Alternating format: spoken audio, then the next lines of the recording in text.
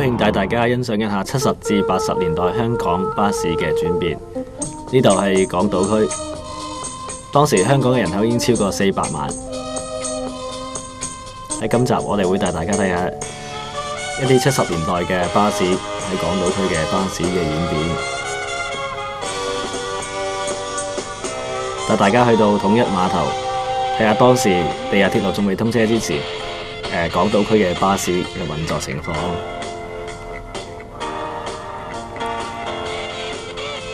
我哋大家都見到啦，好多嗰啲街牌嘅阿拉伯型號嘅巴士呢，有啲喺早期係油咗嗰個棗紅色㗎，同埋有啲喺70年代後期嗰啲橙紅色咁樣嘅。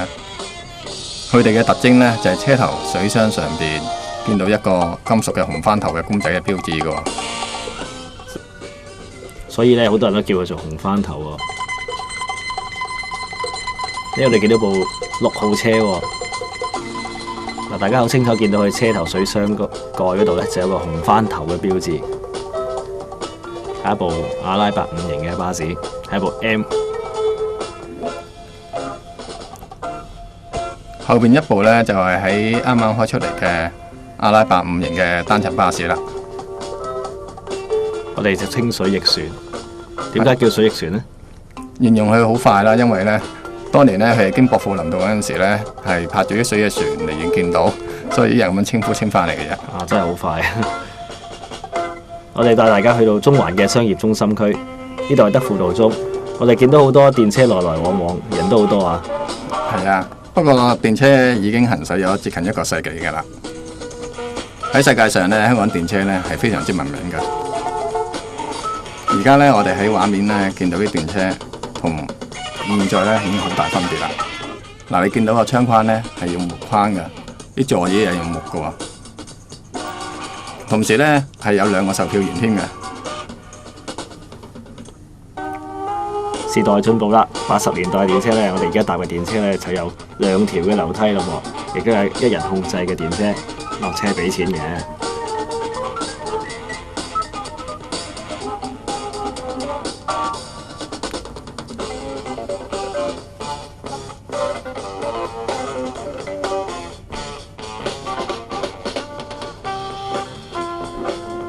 哇！我哋見到呢一部水翼船由紅棉路上緊山，佢嘅速度都好快喎。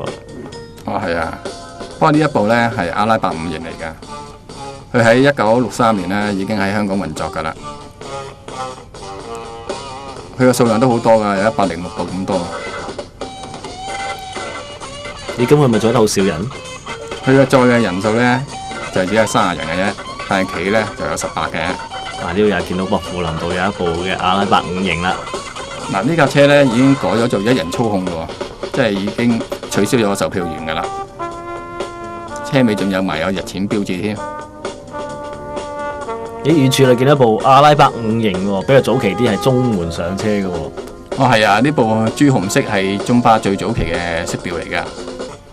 佢主要呢就係行走啲區區山路啦，即係會例如3號啊、6號啊、7號啊、12號、7號 B 等等咁樣嘅。其實都好容易爆棚喎，啲車載咁少人。當時去半山區都唔係十分太多人咯，但係當時都好難搭車㗎啦，因為仲未有地下鐵路。我哋見到部阿拉伯5型嘅雙層巴士轉緊彎，呢個車頭寫住 M 字喎，M 字嘅意思係乜嘢呢？M 車呢，佢代表28出場嘅，呢部都係阿拉伯5型啦嘅街牌。呢部係華富村喎，同而家個樣差唔多啫。係啊，因為華富村到目前為止都冇乜點樣轉變過。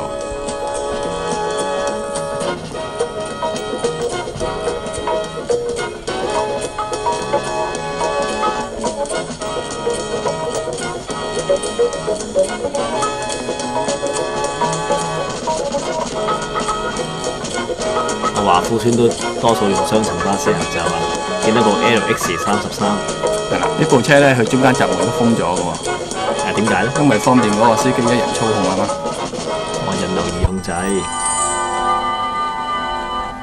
咦，離遠見到部好古怪喎，係咩車嚟嘅呢？呢部係阿拉伯4型，呢個呢係1956年呢係英國產品嚟嘅，喺收單嗰邊免稅嘅。車齡都唔細啊！都相當經典啦。不過佢喺1970年呢先運嚟香港行走嘅啫。佢呢架車高度呢都係14尺6寸嘅喎，佢嘅車長呢有28尺㗎。佢有幾多架送咗嚟㗎？佢嘅數量有28部啦。佢嘅載客人數呢係57人嘅，佢有18。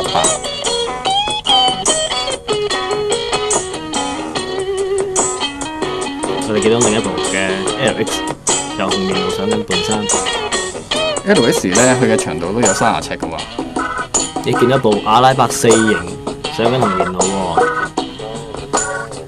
阿拉伯4型同5型有咩分別呢？其實係4型呢就係窄幾寸嘅。嗱，大家留意到啦，佢嗰個司機位個窗門呢係可以推得起嘅。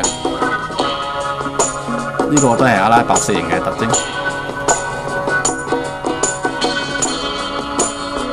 好似上樂門都係圓窗喎，都係。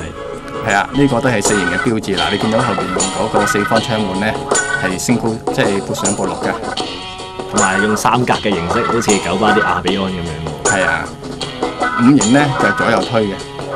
我哋見到部街牌嘅 UF 巴士上緊紅棉路喎。佢呢個另有一個別名嘅喎，好多人叫做大雞嘅。佢係一個比較早期啲嘅單層巴士中國球嘅，係咪咧？係啊，1954年呢，佢先開始喺香港服務嘅啫，係一部中置引擎嘅巴士嚟嘅。佢上次都比較緩慢。係啊，佢主要行走頻率多呢款巴士。應該我哋去到睇呢度邊度嚟先？原來而家係灣仔碼頭，見到一部阿拉伯4型嘅巴士咧，入緊去灣仔碼頭巴士總站啦。另外一部大雞亦都入緊灣仔碼頭巴士總站嘅，佢尾閘亦都封咗喎，方便一人控制嘅。可以睇到佢屏幕嘅表現會比斜路好啊。另一部阿拉伯4型，佢做早期呢，翻嚟又有暖氣設備嘅呢部車。有冇開到嘅？都試過啊，不過心尾唔係咁適合香港用，所以拆咗啦。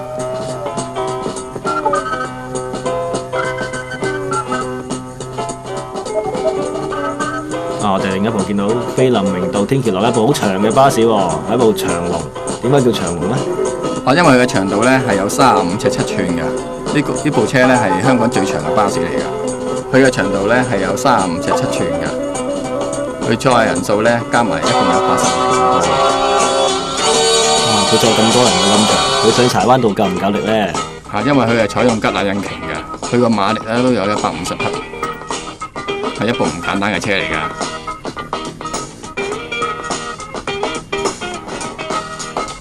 我哋見到有阿拉伯4型嘅巴士，亦都準備離開灣仔碼頭啦。相信大家都好想坐翻呢啲巴士啊！係啊，好有經典味道。但係呢副巴士呢，喺74年期間呢，已經轉為一人操控㗎咯喎，尾閘都亦封咗㗎啦。咁改咗喺前邊係咪呢？係啊，但係呢部未改㗎。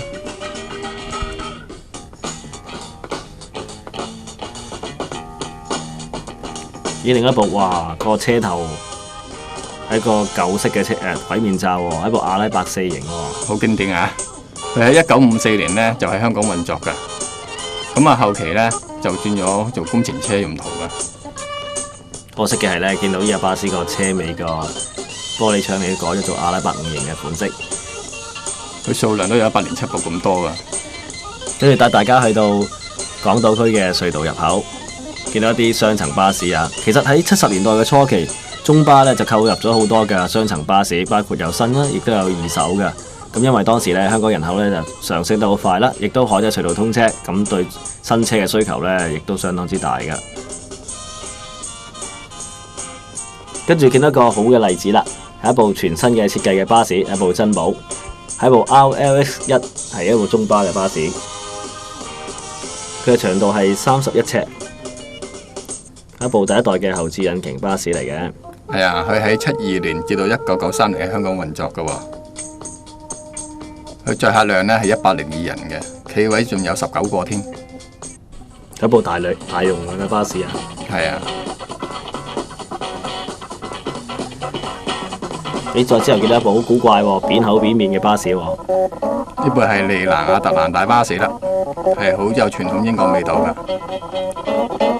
佢喺英國呢係1960年生產嘅，但嚟香港嘅時間呢係1972年嘅，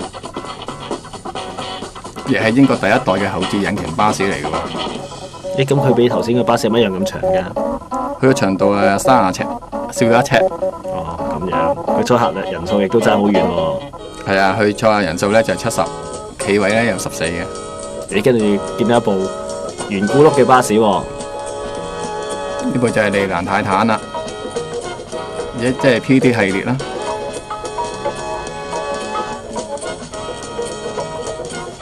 佢喺英國呢1958年呢係投入服務嘅，嚟香港嘅年份呢都係1972年嘅喎。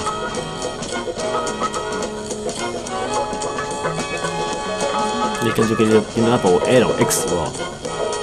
LX 呢，佢嘅長度呢都係30尺嘅喎。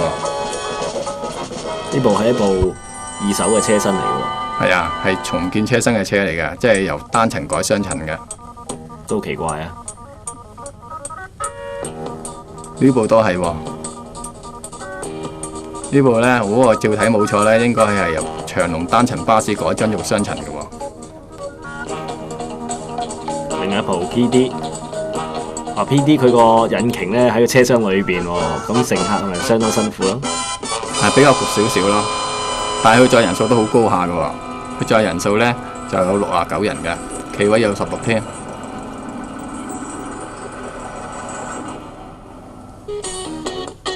當時咧行走101號線係嘛？係啊，佢主要都係行走隧道區嘅區域㗎。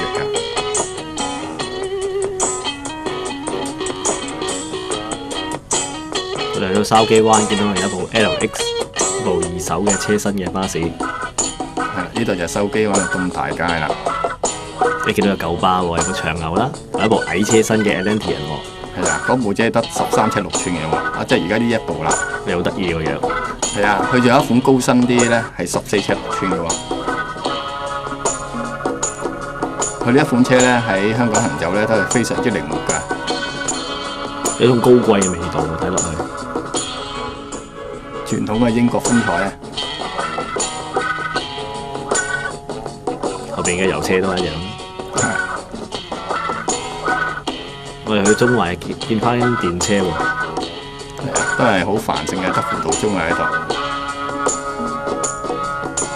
見到部電車係拖卡喎，其實拖卡嘅電車咧喺1965年咧已經開始喺香港服務㗎啦，因為當時地鐵仲未通車啦，個中環同埋港島區嘅載客人數已經相當之多㗎。咁單層嘅電車咧，我哋去到80年代初期咧，就因為地鐵嘅通車，所以咧就喺香港消失咗啦。當年嘅拖卡電車咧，只能夠由北角去到屈地街嘅，因為咧如果去行走東區嗰邊咧，拖住個拖卡咧，個上斜路嗰個有問題嘅。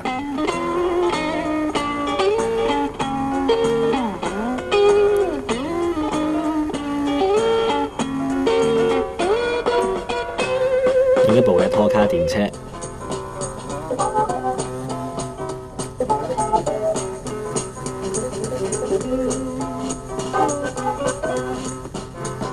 見到咧中環嘅地鐵亦都興建緊喎。係啊，我哋見到都好多啲泥頭車啊，嗰啲擺晒喺度。我哋翻返去中環統一碼頭附近，你呢個彎位而家都仲係咁樣喎。係啊，冇乜點轉變啊。但係而家呢個彎位咧，好多城巴同埋新巴轉㗎啦。見到好多街牌阿拉伯型嘅巴士，當年中巴嘅首選啊。係啊，佢總數咧有336咁多，由60年代開始。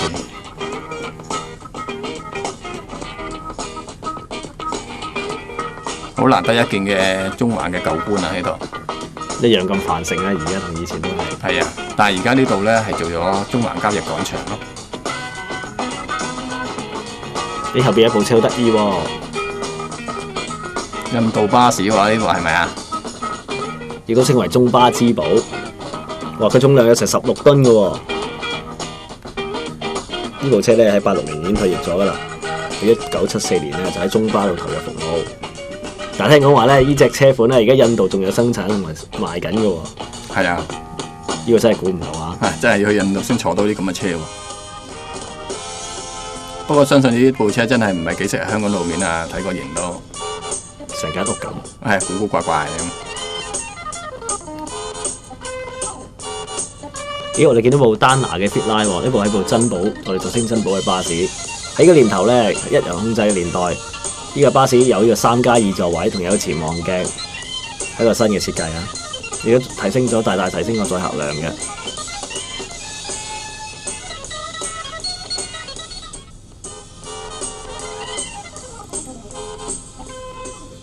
我哋見到第一批嘅珍寶巴士咧，佢嘅外貌咧同九巴嗰啲大致相同嘅。咁後來因為希望區分到大家嘅分別，咁中巴嘅珍寶巴士亦都同九巴有個分別喺度嘅。嗱，我哋又見到一架 PD 系列經過啦，佢個數量有106部咁高啊！個氣勢比後邊嗰架大好多啊，有霸氣。好特別嘅，佢上樓上嗰陣時咧，一上去咧唔係座位嚟嘅，係第一個車頭窗門位嚟嘅喎。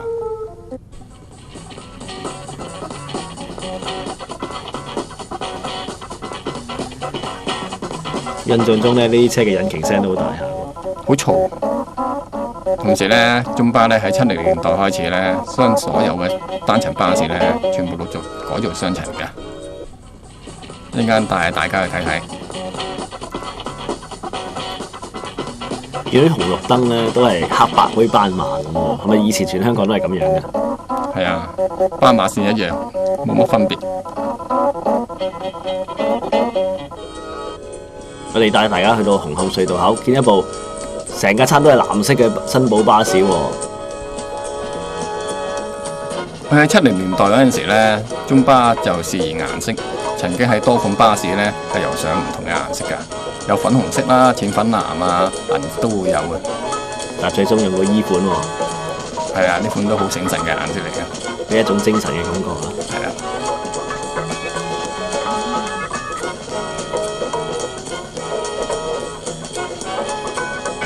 當年咧搭隧道巴士咧冇而家咁擠迫㗎，因為當時咧電氣化火車仲未開嘅，但係而家非常之擠擁啦。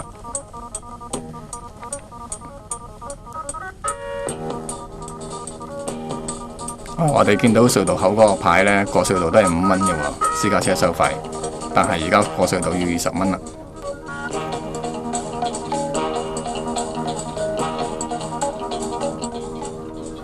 唔知呢位乘客係咪想揀位坐啊？拎住份報紙仲等下一架車喎。可能係想揀九巴坐咧。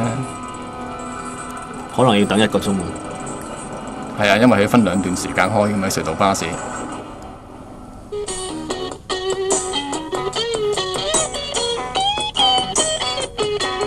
呢部呢係一部亞歷山大嘅車身嘅珍寶，由 LF107開始，我哋嘅中華巴士珍寶呢就已經配上亞歷山大車身㗎啦，外形都優美啊。係啊，同埋好有線條感添。同埋呢，佢個車頭啲組件呢已經開始用玻璃纖維嘅。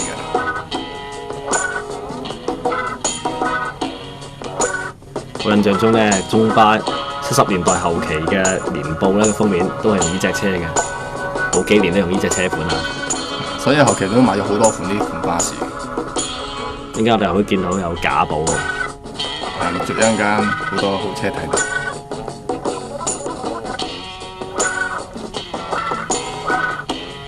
你當時當呢個隧道嘅收費職員呢都好悠閒喎，車唔係太多啊。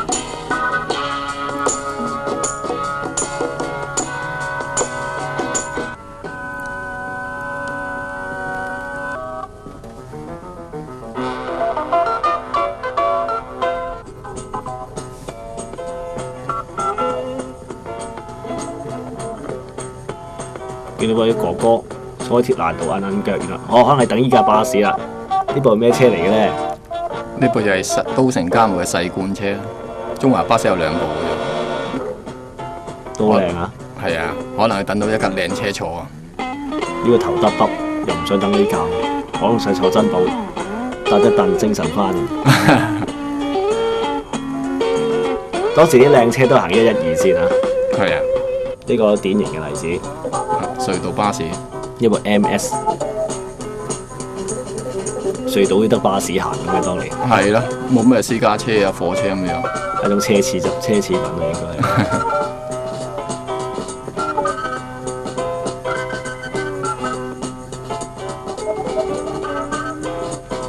哇！真係好密喎啲巴士。其他車少啫。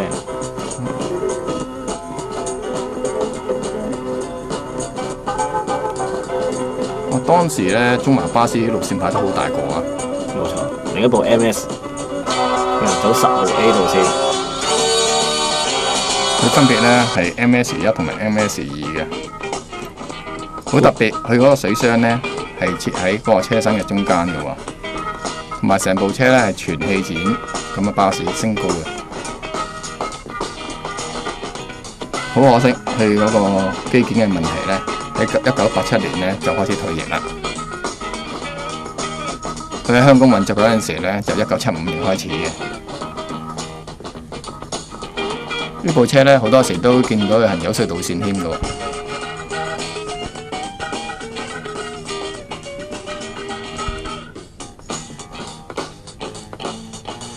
我哋見到個散熱網設喺車身嘅中間喎。係好，呢部車咧係好舒服嘅，坐呢部車，但係好可惜咧，大家都冇機會再坐到啦。哇！佢嘅車尾咧同一個 MB 嘅 MCW 差唔多喎。係啊，冇乜大分別啊。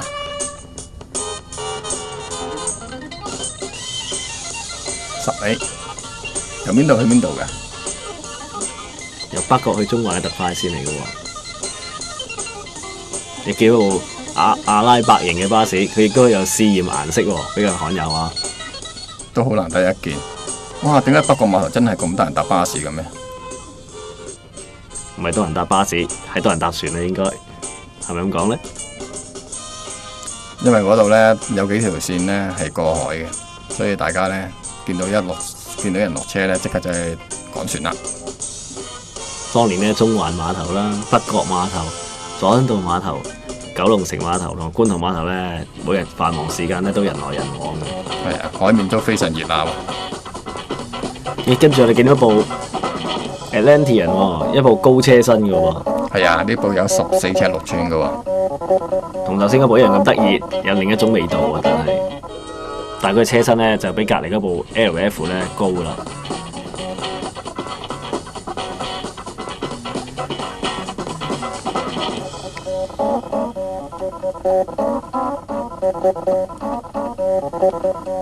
我哋去到灣仔喎，出翻去天樂里嗰度。係啦，呢部就係由單層巴士改裝嘅。咦，跟住我哋幾部艾爾莎富豪喎。佢嗰間公司咧喺1971年咧喺英國先成立嘅，喺75年咧就喺香港行走。呢個車都行到91年喎，都行咗好耐啦。後期咧就由咗另一代嘅艾莎代替，佢嘅長度咧係33尺嘅。咦，我哋見到一部15號車喎，一部阿拉伯5型嘅雙層巴士嘅，呢部係一部單層巴士改裝嘅巴士喎。係啊，因為佢嘅高度咧而家改咗之後咧，只係得到14尺2寸。佢喺中巴車隊嚟講咧有56部嘅。我哋上山同埋去赤柱都好方便啊。係啊，冇咁易冚到啲樹啊，或者過橋亦都輕而易舉啊。係啦，你見到個車頭咧寫住 LS， 即係意思話呢架矮車身咁解。佢載客人數咧有63人嘅喎，企咧有16個。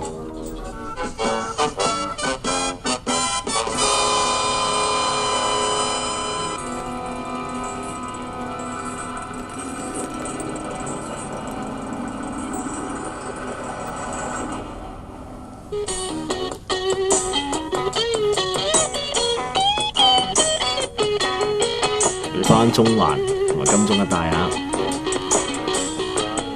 見到啲巴士同啲電車一樣行得咁快嘅，速度一樣。係啊，因為好多車喺呢度。好明顯嘅珍寶咧，個型號咧比較 update 啲，先進啲。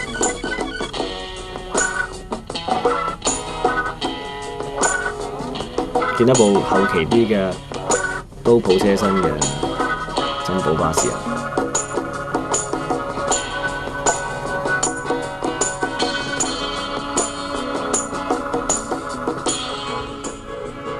呢度係以前嘅高等法院啊！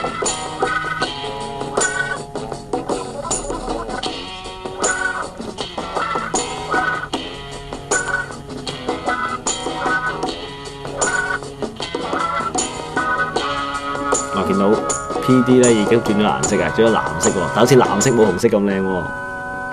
紅色似乎係傳統啲啦。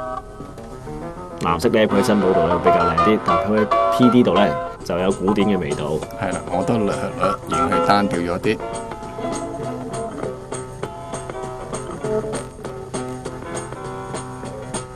另一部嘅 Atlantean 啊，啲款式亦都係我都覺得係紅色會比藍色會比較配合。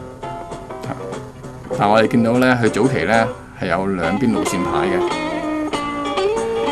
後期香港啲人咧唔係幾識認真嘅，都放一個地點牌。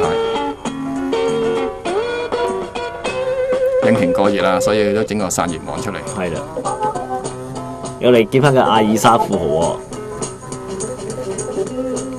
佢嘅長度咧有31尺嘅喎，呢架車都係前置引擎嘅，單閘啊，係啊，3節閘，好靚喎架車睇落去都。只得一部，好矜貴。我哋見到另一部阿拉伯5型嘅雙層巴士上緊山喎，佢喺邊度咧？大家估下啦。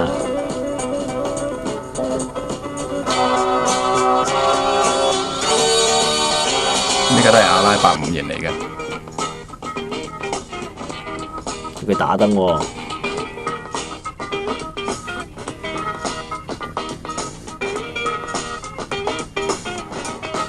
佢真係好好力喎，真係啊！咁斜嘅路，係啊，呢個掉頭，原來呢度係旭龢道總站，呢個係13號嘅巴士路線。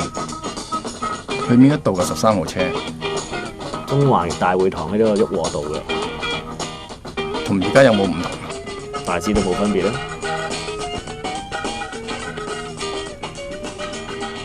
其實短嘅車咧喺香港島咧係零舍適合嘅。啲彎道亦都好窄，經常有掉頭嘅情況。係啦，佢喺74年先開始改雙層嘅啫，呢款車。但係能夠勝任有餘啊，可以咁講。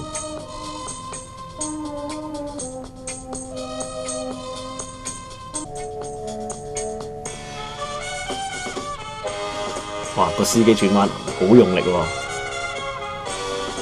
但係佢都好爽喎，轉得好快啊！技術一流啊！我諗佢日揸夜揸都會應該 OK 嘅。哇！落車踩住油咁去，見到另一部13號車落緊山啦，翻緊中環。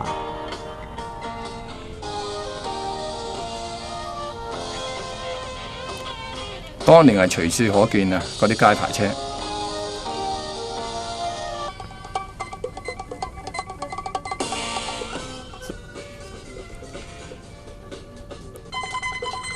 見到有98，有 Daimler F，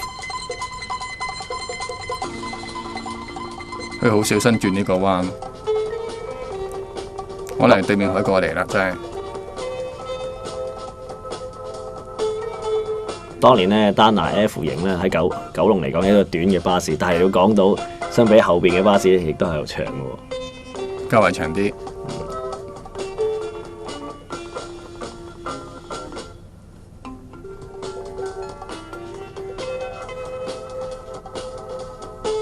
起緊地下鐵路啊，仲係。我哋去到邊度咧？去到維多利亞公園喎，見到咧天后地鐵站，而家係現址。見到一部好罕有，一個藍色嘅街牌嘅 UF 型巴士喎，佢係咪行緊呢？佢唔係，去咗做茶水站啊！我哋去到北角碼頭，見到另一啲嘅阿拉伯5型巴士，哇！全部改晒雙層喎，顏色亦變咗藍色啦。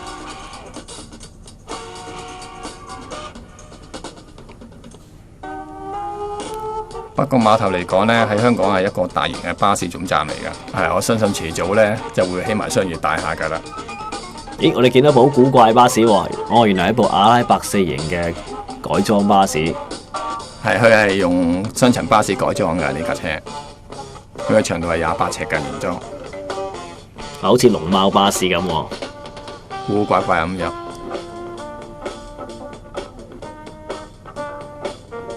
我哋去到鵝頸橋，見一部 DMS 啱洗過啊，有隻部珍寶。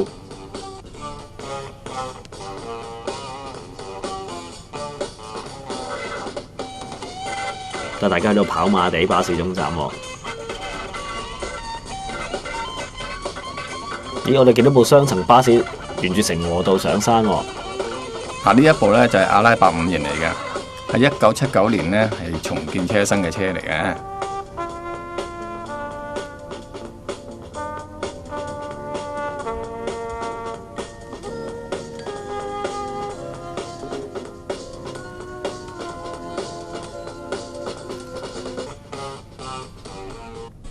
呢度邊度嚟㗎？呢度應該係金鐘道啦。佢天橋影翻落去喎，而家條天橋有冷氣喎。咁高檔啊！因為原裝嘅 DMS 係有原嘅擋風玻璃嘅喎，車頭度。DMS 呢喺70年代呢喺英國生產嘅，喺1980年呢先運嚟香港行走嘅啫。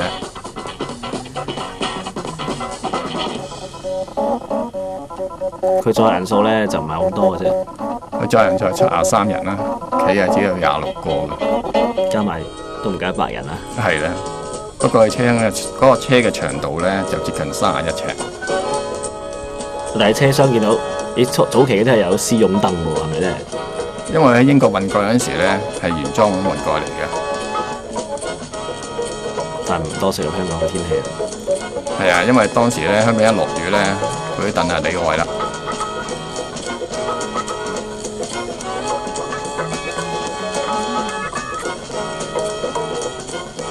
哇！幾部豪華巴士啊！你見到一部黃色嘅工程車，係一部阿拉伯5型改裝嘅。當年嘅阿拉伯5型嘅巴士呢，就經改裝咗有發電車啦、鋸樹車同埋呢個工程車嘅。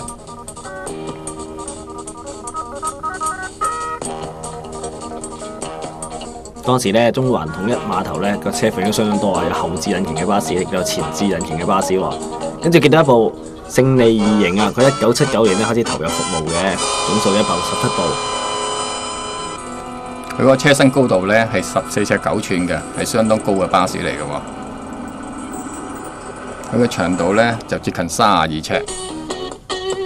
佢載客量咧有118人。呢見到一部泰坦啊，喺香港唯一一部嘅泰坦巴士。喺1980年咧就投入服務嘅。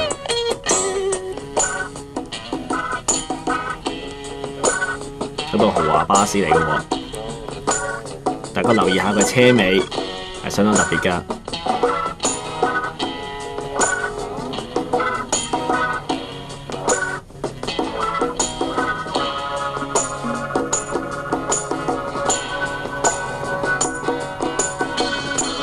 跟住見到部 Dominator DD1，中巴亦都係得一部嘅啫。見到好多日產小巴，啲小巴去邊度嘅咧？我多數去淺水灣啊、華富村一帶嘅。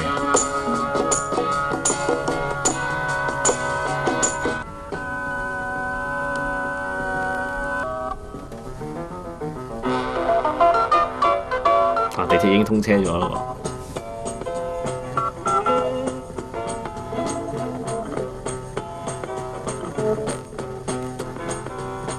見到喺皇后大道中，亦都有好多嘅街牌巴士啦，亦都有利蘭嘅 PD3。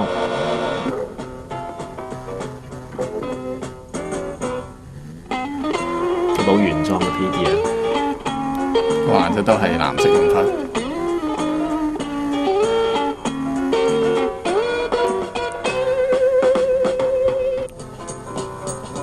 人力車喎，呢個年代仲有人力車嘅咩？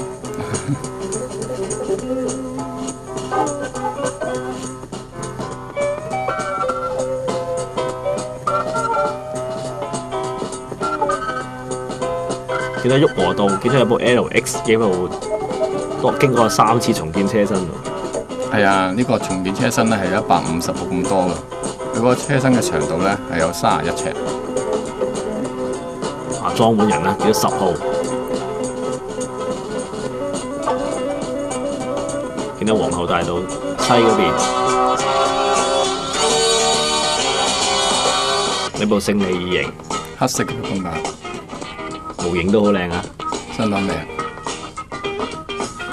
部九巴亦都出咗模型喎，啱啱。係啊，大家可以買架欣賞下㗎。跟住嚟緊一部係單層改雙層嘅阿拉伯五型喎，佢有香港製造嘅黃州車身。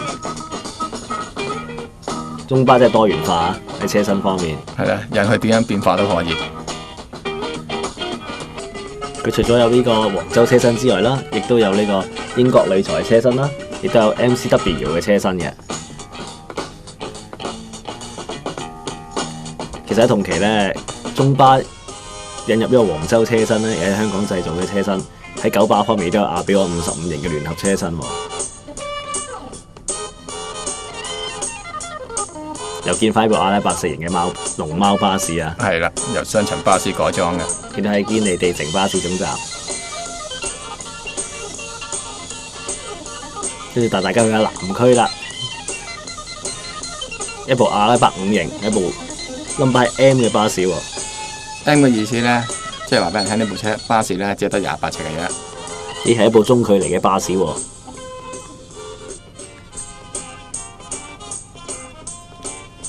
跟住去到華富村巴士總站，去到170啦已經。一部短軸距嘅 SF。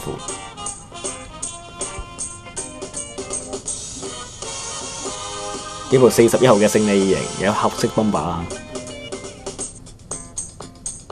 41號咧行咗20年都行勝利2型啊。係啦，入呢個站都冇乜點樣改變。呢度就係華富村巴士總站啦。有4號巴士，隔離一部阿拉伯5型啦，假寶啦。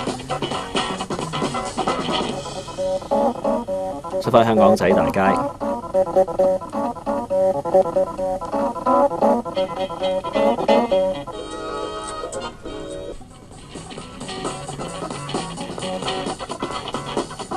其實當年咧，中巴喺70年代大量咁購入呢個阿拉伯型嘅巴士，同九巴有個分別啊。係啦，好明顯嘅分別。九巴主要引入嗰啲咧就係釘男型嘅巴士。即係咪阿拉伯型零舍好力啊？我或者唔清楚佢哋啦，可能真係情有獨鍾啦。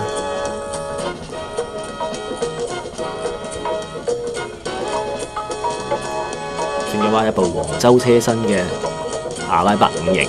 係啦，呢個由長龍改嘅。佢嘅車身長度咧由原本嘅35尺7寸降低至30尺嘅。喺75年咧開始改裝嘅係。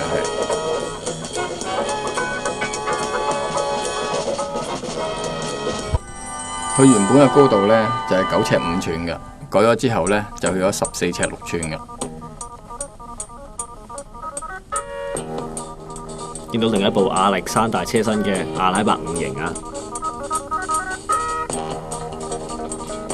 見到喺香港仔避風塘附近呢，一部阿拉伯5型嘅巴士。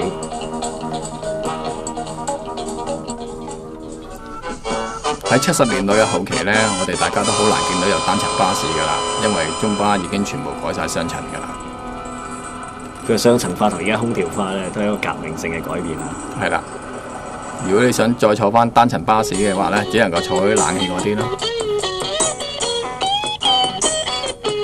但係大家而家都好難有機會坐到啦。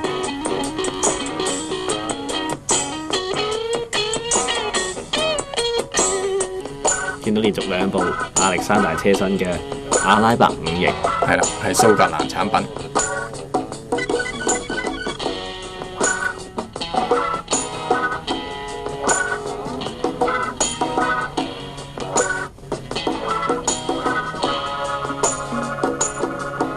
香港仔隧道，我相信開咗唔係好耐嘅啫。帶大家喺南區，去深水灣去游水啊！著名嘅旅遊勝地啊，香港嚟計。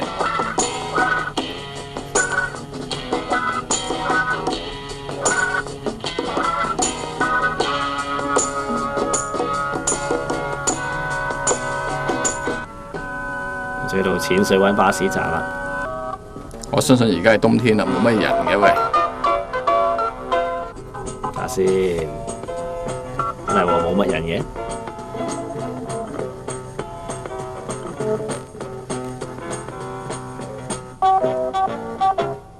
喺赤柱，我哋見到一部30尺長嘅丹拿 Fitline 啊，佢作用咧同 LS 一樣啦，喺度行啲山頂啊，或者係個崎嶇嘅路線嘅。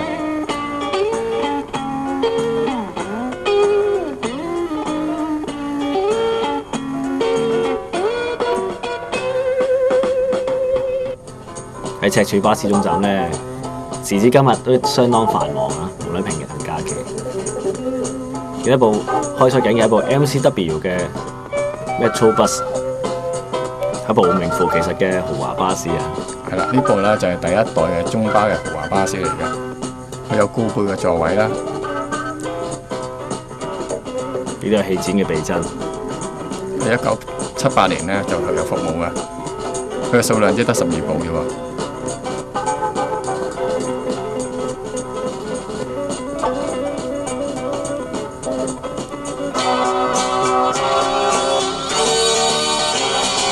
73號一部 SF， 記得當年6號車已經開始用呢個 DMS 咯，提升服務質素咯。係啊，但係呢架車嚟講咧，都係2+2嘅座位嘅喎，係好舒服㗎。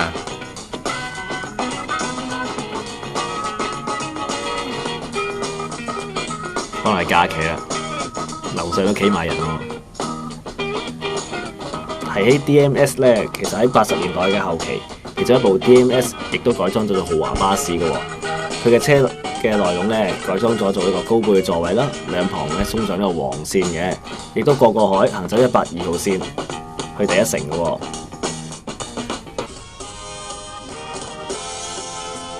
再去翻赤柱，我哋見到一部阿拉伯5型嘅巴士行走14號線。當然啦，一部阿拉伯5型嘅巴士行走啲崎嶇山路，梗係綽綽有餘啦。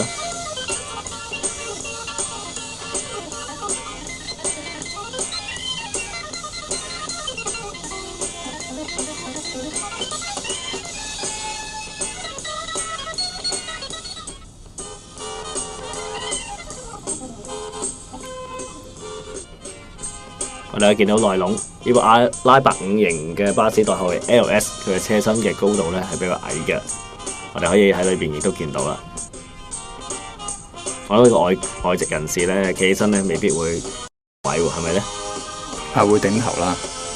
同埋而家去呢條14號線咧係一條好窄嘅路線嚟㗎，係經過嗰個水壩嘅。你唔知條係咪咧？呢度係喎。嗱，而家正在過緊堤壩啦。係咧，14號車同而家有冇分別咧？大致冇分別，大家都係用矮車身嘅巴士，第一部又有冷氣，一部又冇冷氣。咁已經好大分別咯喎！但係以前咧坐呢條線嗰陣時，喺夜晚就冇街燈，司機真係要好熟習先可以啊！都唔緊要，呢個係中華巴士嘅車長啊嘛。咁啊係，有一定嘅技術嘅。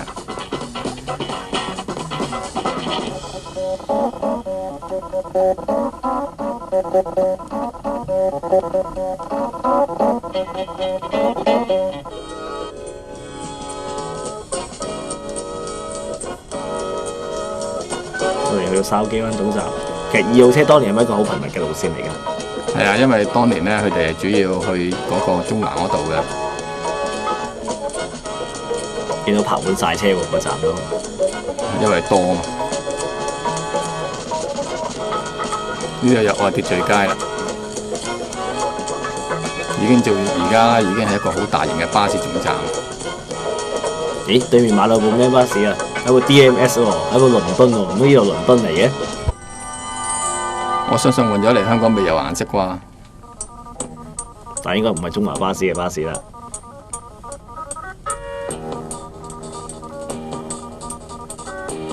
呢部就係淘汰嘅巴士㗎啦。見到被人遺棄咗，見到一個北角車廠喎。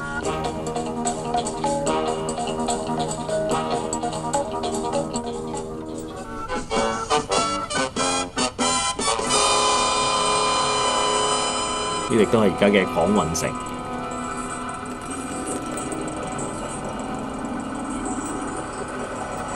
有一部黃州車身嘅阿拉伯5型巴士啊，都係由35至7寸嘅長龍改嘅喎呢部車。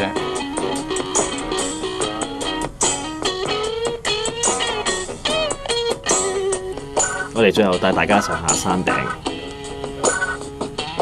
睇返香港維多利亞港嘅風景。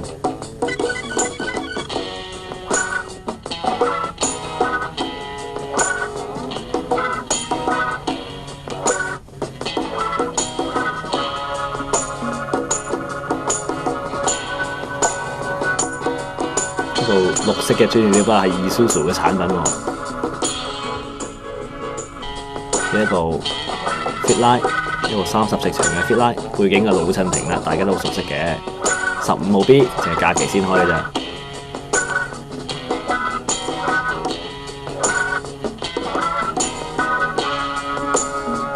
旁邊準備開出呢一部 Dominator， 一部矮車身嘅 Dominator。佢嘅作用同呢個阿拉伯5型嘅 LS 亦都一樣嘅，佢個矮車身方便過個喺山頂過橋嘅。